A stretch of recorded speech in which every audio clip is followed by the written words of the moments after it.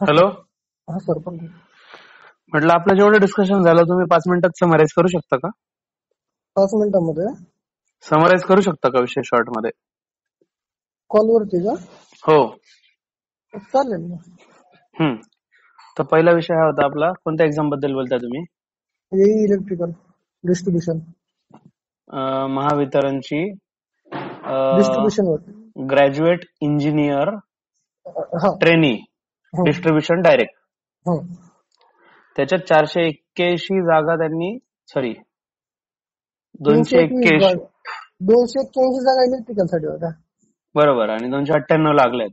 Result 298 चा लागला. आणि सर्क्युलर नव्हतं जागा वाढबद्दल, बरोबर. ते सर्क्युलर मलाच नोटिफाय झालेलं नाही. ओके. दुसरी गोष्ट, ज्या वेळेस त्यांनी कट ऑफ काल डिक्लेअर केला, हम्म. जनरल साठी ओपनचा जो कट ऑफ आहे हम्म. तिथे एरो मार्क केलेलं आहे. राईट. त्या एरो मार्क त्यांनी खाली मिनिंग दिलेलं आहे, पण ते स्पेशल कॅटेगरीसाठी आहे. हम्म. हम्म. हम्म. जे इतर कॅटेगरी मधले जे आहेत, ज्यांनी ओपन मधून फॉर्म भरलेला आहे, बरोबर. त्यांनी काय कन्सिडर करायचं कट ऑफ तो? राईट.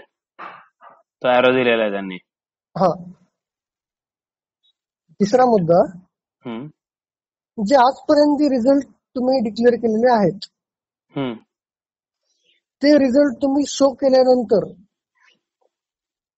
तुम्ही हटवले होते का? हा, बरोबर. तो रिझल्ट काल आला, रात्री गायब झाला आणि आता परत येतोय. परत आता आला. बरोबर. प्रत्येक रिझल्ट सोबत वेटिंग लिस्ट असते. राईट. वेटिंग लिस्ट आहे का? नाही, याच्यात वेटिंग लिस्ट पण आलेला नाही.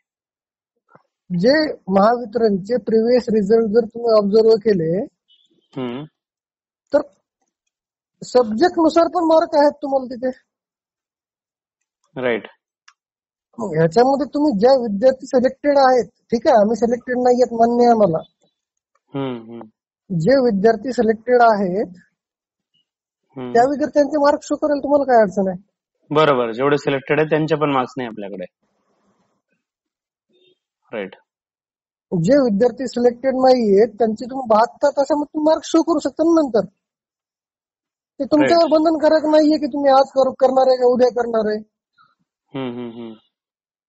आणि स्पेशली येई संदर्भात जर तुम्ही गेट कन्सिडर करून रिझल्ट दिलाय,